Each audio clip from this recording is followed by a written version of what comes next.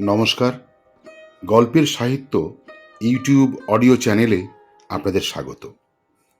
আজ আপনাদের শোনাব স্বনামধন্য সাহিত্যিক বিভূতিভূষণ বন্দ্যোপাধ্যায়ের একটি অনবদ্য ছোট গল্প, বড় বাগদিনী। ওর নাম বড়, এর মানে বলতে পারবো না, সবাই ডাকে বড় বাগদিনী বলে। একটু মোটাসোটা, কুচকুচে কালো, আঁটোসাঁটো গড়নের, বয়স 40 থেকে 50-এর মধ্যে। এই পাড়াতেই বামন বাড়ি বড় কাজ করত, বাইরের কাজ, কারণ বাগদিনীর হাতের জলে কোনো কাজ হবে না। গোয়াল গোবর করা, অর্থাৎ গোয়াল পরিষ্কার করাই ছিল তার প্রধান কাজ। বিচুলি কেটে গরুকে জাবও দিত, উঠোন ঝাঁটও দিত। একদিন শুনলাম বড় মুখুজ্জি বাড়ির কাজ ছেড়ে দিয়েছে। মুখুজ্জি মশাই নিজেই এসে আমার কাছে নালিশ করলেন। বললেন, তুমি তো এই পল্লীমঙ্গলের সেক্রেটারি, তো এর একটা বিহিত করো। কি ব্যাপার হয়েছে কাকা? সেই বড় বিটি আজ কোথাও কিছু না, কাজেই এলো না আমার বাড়িতে। এক হাঁটু হয়ে রয়েছে গোয়াল, থই থই করছে উঠোন, আর বিটি কিনা স্বচ্ছন্দে বললে আমি কাজ করব না। এই ছোট লোকের এত বড় আস্পর্ধা সহ্যি হয় না। বলি যাই দেখি বিভূতির কাছে, একটা বিহিতের করো দেখি বাবা। কাজ ছাড়লো কেন হঠাৎ, তা কিছু জানেন? আরে কি করে জানবো বাবা, কাল বললে আমার তামাক পোড়া খাওয়ার পয়সা আলাদা দিতে হবে। তো তাই বললাম 3 টাকা করে মাইনে, আবার তার ওপর তামাক পোড়া খাওয়ার পয়সা, পারবো না।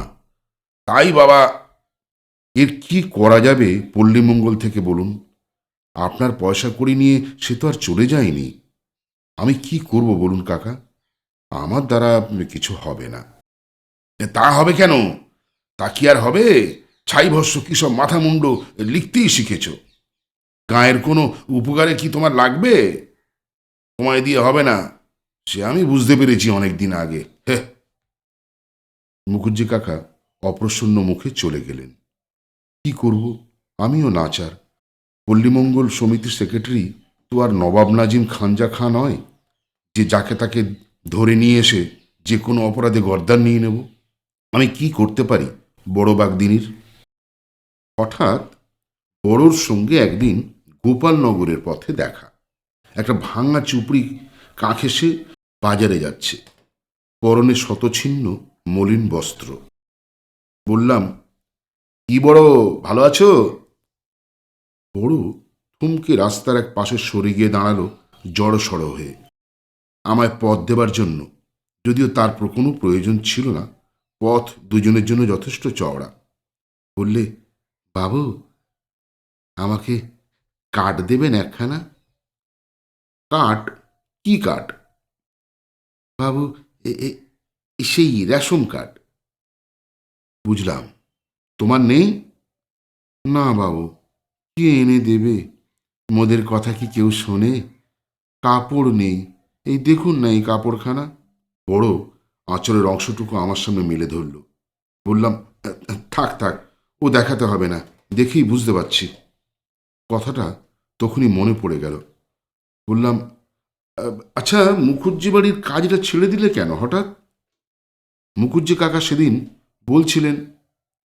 বড় আমার পাশ কাটিয়ে যাবার চেষ্টা করে বলল, সে বাবু আর আপনার সামনে বলবো না। একটু এগিয়ে গিয়ে পেছন ফিরে আমার দিকে চেয়ে বলল, ওনার মতিগতি ভালো না বাবু, এই একটা কথা আপনাকে বললাম। বড় চলে গেল। ব্যাপার কি? উচ্চি কাকা কি বড় বাগদিনীর কাছে প্রেম করতে গিয়েছিলেন? উভয়ের এই বয়সে? বিশ্বাস তো হয় না। মরুগ্গে যাক, পরের কথায় দরকার কি আমার। পৌষ মাসের প্রথমেই ভীষণ শীত পড়ল। একদিন রাত 10টার পর ওপাড়ার হাজারি ঘোষের বাড়ি থেকে ভাগবতের কথা কথা শুনে ফিরছি। এমন সময় পায়ে চলা মাটির পথের ধারে একখানা কুঁড়ে ঘরের দাওয়ায় কে শুয়ে আছে দেখে সেখানে থমকে দাঁড়ালাম। এ পাড়ায় আমার যাতায়াত খুবই কম, তার উপর বহুকাল গ্রামে না থাকার দরুন কোনটা কার বাড়ি ঠিক চিনি না। এগিয়ে গিয়ে বললাম, শুয়ে কে? বাবু, আসুন আসুন, কনে গিয়েছিলেন এত রাত্রি? আমি বড়। ও, এই তোমার বাড়ি নাকি? হ্যাঁ বাবু, এরে কি আর বাড়ি বলে? ওই কোনো রকমে আছি মাথা গুঁজে। গরিব লোকের আবার বাড়ি আর ঘর। আপনিও যেমন। সত্যি অবাক হয়ে গেলাম। কেউ বললে বিশ্বাস করবে না, ছোট্ট একখানা চারচালা ঘর। ঘরের পেছন দিকে দেয়াল নেই, কঞ্চির বেড়া বা চাঁচ কিছুই নেই, একেবারে ফাঁকা। সামনের যে দাওয়ায় বড় বাগদিনী এতক্ষণ শুয়েছিল, তার দুদিকে নোনার পাতার বেড়া, কিন্তু সামনের দিকে একদম ফাঁকা। এই ভীষণ শীতে এই খোলা দাওয়ায় কি একখানা গায়ে দিয়ে শুয়ে আছে। ঘরের মধ্যেও কেন যে শুয়ে আছে মেঝেতে। বললাম, ঘরে ও কে? ও মোর ছেলে, কেন? ওরে চেনেন না? না, তোমার ছেলে আছে? তাই জানি না। কত বড়? তা বাবু, শত্রুর মুখে ছাই দিয়ে বড় সড়ো হয়েছে। কত তা কি মোরা জানি। এই পাড়ার রাখাল, সবারই গরু চড়ায়। আচ্ছা আচ্ছা, বেশ বেশ। এইবার আমার নজরে পড়ল বড় যেখানা গায়ে দিয়েছিল সেই কাপড়খানার দিকে। থলের চট বলেই মনে হলো। জিজ্ঞাসা করলাম, গায়ে দিয়েছ কি ওটা? এখানে বাবু কম্বল। কিরকম কম্বল? 4 বছর বনগা থেকে এনে ডাক্তারবাবু বিলি করলেন। এর মধ্যে তুলো পোড়া। 5খানা মোদের গায়ে বিলি হয়েছিল। গভর্নমেন্ট থেকে নাকি বিলি হয়েছিল। কি জানি বাবু, আপনারাই জানেন। মোরা কি খবর রাখি বলুন? দিলে একখানা, নিলাম। তা বাবু, একখানা কাপড় পাবো না? মুচলোবে বেরোবার উপায় নেই। গ্রামের লোকে কি করে জীবন কাটায় ভালো করে দেখিনি কোনোদিন। আজ একে দেখে তা বুঝলাম।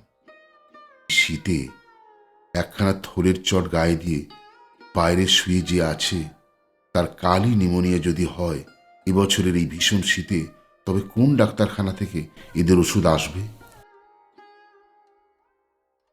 দিন কতক পরে গ্রামে বাঘের উপদ্রব হলো। প্রতি বৎসরই শীতকালে বাঘের উপদ্রব হয় এই অঞ্চলে। লোকের গোয়াল থেকে গরু বাছুর নেয়। রাত্রি চড়া গরু তার পরের দিনের আলো হয়তো আর দেখে না। এবছর উপদ্রবটার বাড়াবাড়ি দেখা গেল। দিন দুপুরে দক্ষিণ মাঠের বেগুনের ক্ষেতে কি নয়ালি দিঘির পাড়ের জঙ্গলে চুয়োডাঙ্গার রাস্তার অসত্য গাছের তলায় বাঘকে শুয়ে থাকতে দেখেছে চাষি ও পথ চলতি লোকে। ফুটফুটে জ্যোৎস্না রাত্রে ইছামতির ধারের বাঁশবনের পথ দিয়ে শীতে জেলে মাছ ধরে নিয়ে তেঁতুলতলার ঘাট থেকে বাড়ি ফিরছিল মস্ত বড় বাঘ। অবশ্যই শীতে জেলের মুখে শোনা, রাস্তা জুড়ে শুয়ে আছে। জনপ্রাণী নেই তেঁতুলতলার ঘাটের পথে। বাঘও নড়ে না। শীতে জেলের ন যজু ন তস্তু, এরকম অবস্থা। তারপর বাঘটা হঠাৎ লাফ দিয়ে পাশের ঝোপে কেন পালিয়ে গেল সেই জানে। একদিন তো আমারই বাড়ির পেছনে বাঁশবনে সন্ধ্যা রাতে ফেউ ডাকতে শুরু করলো। হাট থেকে ফিরবার পথে বড় বাগদিনীর ঘরের পাশ দিয়ে এলাম ওকে বাঘের কথাটা বলে সতর্ক করে দেব বলে। জ্যোৎস্না উঠেছে সন্ধ্যার অল্প পরেই।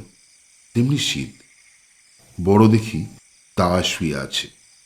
মাথার কাছে একটা করে ঘুঁটের আগুন, একেবারে লেপ মুড়ি দিয়ে শুয়ে আছে। কি বড়, এত সকালে শুয়ে পড়েছ? বাবু, আসুন আসুন। বড্ড জ্বর এলো এই দুপুরবেলা। আজ আর হাটে যেতে পারিনি। চটখানা মুড়ি দিয়ে পড়ে আছি। তোমাকে এলাম একবার সাবধান করে দিতে। বাইরে এরকম শোয়া ঠিক না। কাল তো আমার বাড়ির পিছনে গোপনে বাঘ ঢেকেছে। তোমার ঘর আরও বনের মধ্যে। ও কিছু হবে না বাবু। বাঘ মোদের কি করবে? উভয় নেই মোদের। তা থাকলে কি আর 12 মাসেই ফাঁকা জায়গায় শুতে পারি? ও মোদের সয়ে গিয়েছে। ভয় ডর থাকলে কি মোদের চলে? একদিন পরের কথা, সকালবেলা হই হই ব্যাপার। সবাই ছুটছে ও পাড়ার দিকে। বড় বাঘদিনীকে নাকি শেষ রাত্রে বাঘে মেরেছে। সঠিক খবর কেউ দিতে পারে না। ব্যাপার কি দেখবার জন্য ছুটলাম ও পাড়ার দিকে। গিয়ে দেখি বড় বাঘদিনীর ঘরের উঠোন লোকে লোকারণ্য। বড় বাঘদিনীর গলা সকলকে ছাপিয়ে উঠেছে। সে হাত পা নেড়ে কি একটা বর্ণনা করছে সকলের সামনে। আর সেই জনমণ্ডলীর মাঝখানে বড় বাঘদিনীর দাওয়ায় ঠিক সামনের উঠোনে একটা বড় গুলবাঘ মৃত অবস্থায় পড়ে আছে। বড় বাঘদিনী নাকি বাঘটাকে গত শেষ রাতে কাস্তে বঁটি দিয়ে মেরেছে। জিজ্ঞাসা করলাম, কাস্তে বঁটি দিয়ে অত বড় বাঘটাকে? তখন বড় আবার আমার দিকে ফিরে তার কাহিনী গোড়া থেকে শুরু করলো। সত্যি সে বাঘটা মেরেছে এবং বঁটি দিয়ে মেরেছে। শেষ রাত্রে বাঘটা ওর ঘরের পেছনে এসে হাঁক পাড়ে। বড়োর ছেলে ঘর থেকে ভয়ে চিৎকার করে উঠতেই বড়োর ঘুম ভেঙে যায়। ছেলেকে বাঘে ধরেছে ভেবে ও দাওয়ার কোণ থেকে কাস্তে বঁটি নিয়ে বাঘের ঘাড়ে পড়ে। বাঘ আসলে তখন ধরেছে ওদের সেই ধাড়ি ছাগলটাকে। অন্ধকারে দেখাই যাচ্ছে না বাঘে ছাগল ধরেছে না ছেলে ধরেছে। কাস্তে বঁটি দিয়ে বাঘের ঘাড়ে মরিয়া হয়ে নির্ঘাত ঘা কত কোপ দিতে বাঘ সেখানেই ঘাড় কাত করে মুখ তুবড়ে পড়ে যায়। এই হলো বড় বাঘদিনীর বর্ণনা। ভিড়ের মধ্যে মুখুজ্জি কাকা ছিলেন। তিনি বললেন, এ তোর একটুও ভয় করলো না ওর সামনে যেতে? বড় বললে, মোর কি তখন জ্ঞান ছিল দাদা ঠাকুর? মোর আজ 2 দিন জ্বর। ওই উনি আমার দিকে আঙুল দিয়ে, এই পরশু দেখে গেছেন বাঘ হ্যাকর হ্যাকর করে উঠল, তাও শুনলাম জ্বরের ঘোরে। মোর ছেলে চিৎকার করে উঠল, তাও শুনলাম। জ্বরের ঘোরে ভাবলাম মোর ছেলেটাকে বাঘে ধরেছে। তখনই কাস্তে বঁটি কোণ থেকে তুলে নিয়ে আর ছুটে গিয়ে ঝাঁপিয়ে পড়েছি। মোর তখন জ্ঞান গম্যি নেই। ছেলেকে বাঘে খাবে আর মুই বসে দেখব? মোর পেরান যায় আর থাকে?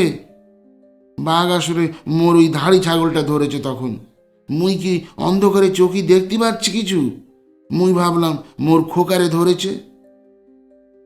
ক্রমে ভিড় আরো বাড়তে লাগলো দেখে আসবার উপক্রম করছি। এমন সময় বড় বললে, বাবু একটা কথা, মোর কাপড় একেবারে ফালা ফালা হয়ে গিয়েছে।